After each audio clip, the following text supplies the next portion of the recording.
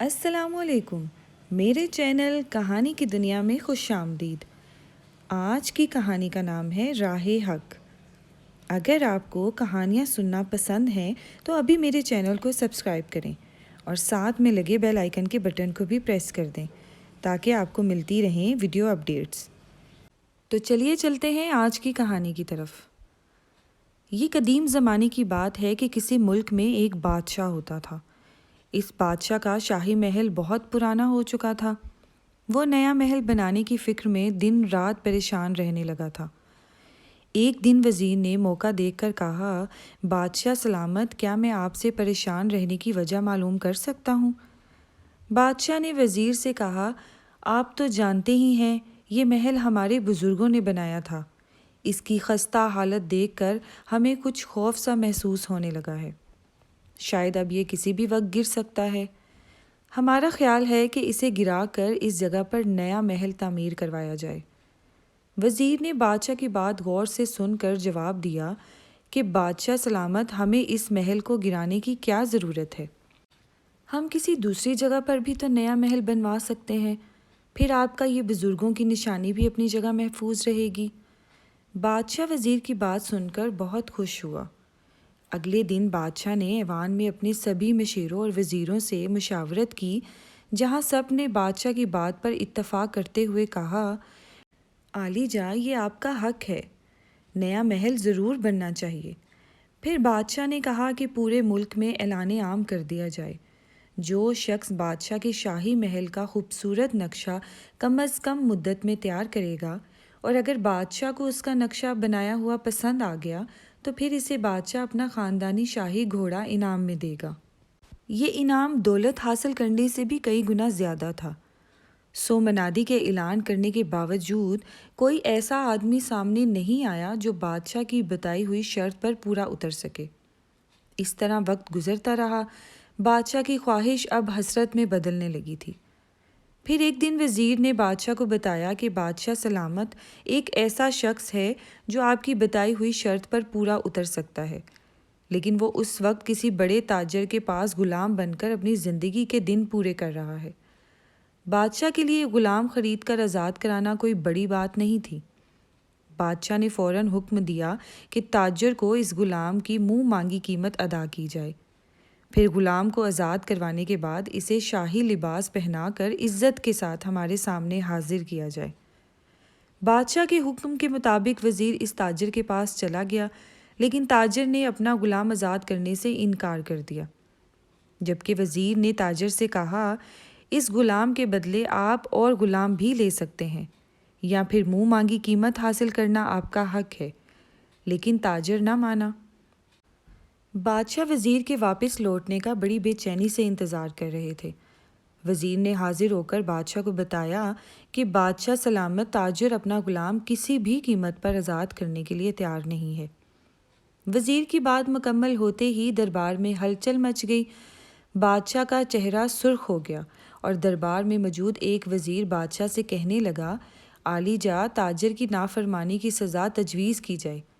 دوسرے وزیر نے کہا، جو شخص بادشاہ کی نافرمانی کرے اسے اس ملک میں رہنے کا کوئی حق نہیں۔ تیسرے وزیر نے کہا، جو شخص بادشاہ کا ادب و احترام نہیں کرتا اسے تو زندان میں ڈال دینا چاہیے۔ پھر وزیر خاص نے بادشاہ سے اجازت طلب کرنے کے بعد کہا کہ میں بھی کچھ عرض کرنا چاہتا ہوں۔ بادشاہ نے اسے بولنے کی اجازت دی تو اس نے کہا، عالی جاں، ملک میں اچھے سے اچھا کام کرنے والوں کی کوئی کمی نہیں ہے، بس انہیں ڈھونڈنے میں کچھ وقت لگ سکتا ہے۔ اگر ایک شخص اپنا غلام آزاد کرنے کے لیے تیار نہیں ہے تو کیا ہوا؟ اس سے نہ تو آپ کی شان میں کوئی کمی آئے گی اور نہ ہی تاجر کا مرتبہ بلند ہوگا۔ ہمیں کسی بھی اجنبی کے ساتھ دوستی کا ہاتھ بڑھانے سے پہلے ایک بات کا ضرور خیال رکھنا چاہیے۔ جیسا کہ ہمارے پیارے نبی کریم صلی اللہ علیہ وآلہ وسلم کا ارشاد ہے، ہمیں دوستی کا آغاز تحفہ دینے سے کرنا چاہیے۔ اس سے محبت بڑھتی ہے اور دوسرے فریق کا بھی فرض بنتا ہے کہ وہ تحفہ قبول کرے۔ بادشاہ وزیر خاص کی بات سن کر خوش ہو گیا۔ اس نے کہا کہ آج وزیر خاص نے ہمیں بہت بڑی غلطی کرنے سے بچا لیا، ورنہ ہم ضرور کچھ غلط کر بیٹھتے۔ انسان کا رویہ ہی اس کی اصل پہچان ہے۔ ہر کام کروانے کے لیے زور زبردستی کی ضرورت نہیں ہے۔ میرے بادشاہ ہونے کا یہ مطلب نہیں ہے کہ میں کسی کو بھی بغیر جرم کیے جو مرضی سزا دے دوں۔ اصل حکومت تو اللہ تعالیٰ کی ہے، پھر میں کون ہوتا ہوں کہ اس کے حکم کے بغیر کسی کو مجرم ٹھہرانے والا؟ میں نے بھی یوم حشر والے دن اللہ تعالیٰ کو جواب دینا ہے، کیونکہ یہ حکومت مجھے اللہ تعالیٰ نے امانت کے طور پر دی ہے اور میں نے بھی اس کا جواب دینا ہے۔ یقیناً اس کام کے لیے کوئی اور بھی مل سکتا ہے۔ ایک دن تاجر اپنے دوستوں میں بیٹھ کے مزے مزے کے کھانے کھا رہا تھا اور غلام اپنے آقا کی خدمت میں مصروف تھے۔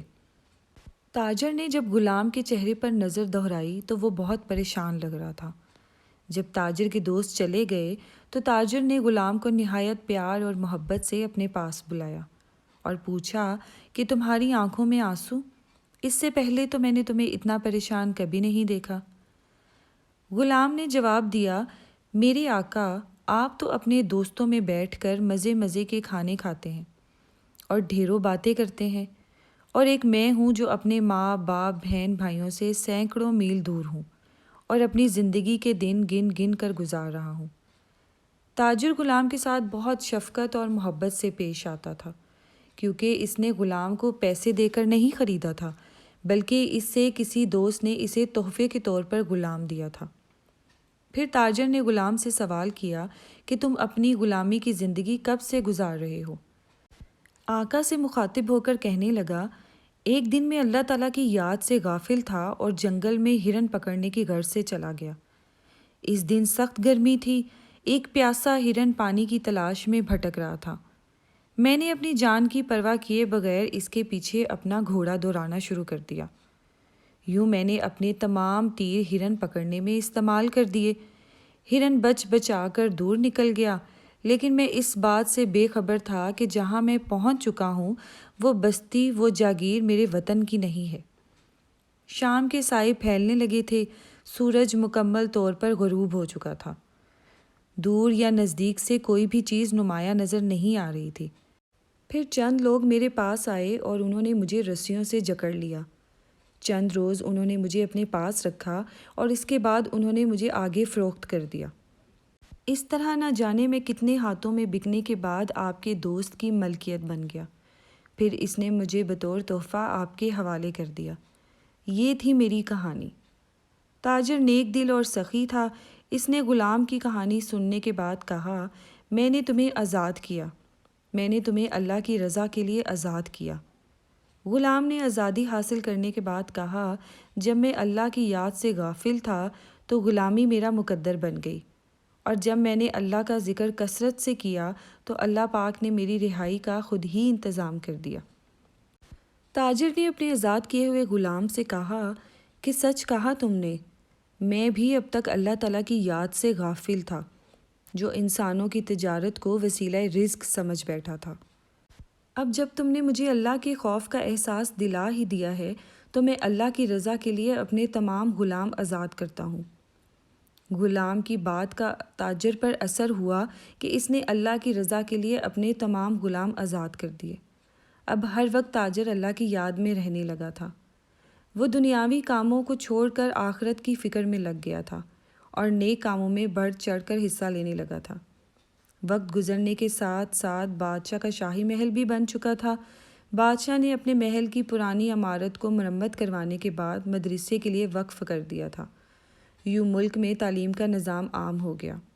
سچ ہے کہ درخت اپنے پھل سے پہچانا جاتا ہے اور انسان اپنے عمل سے۔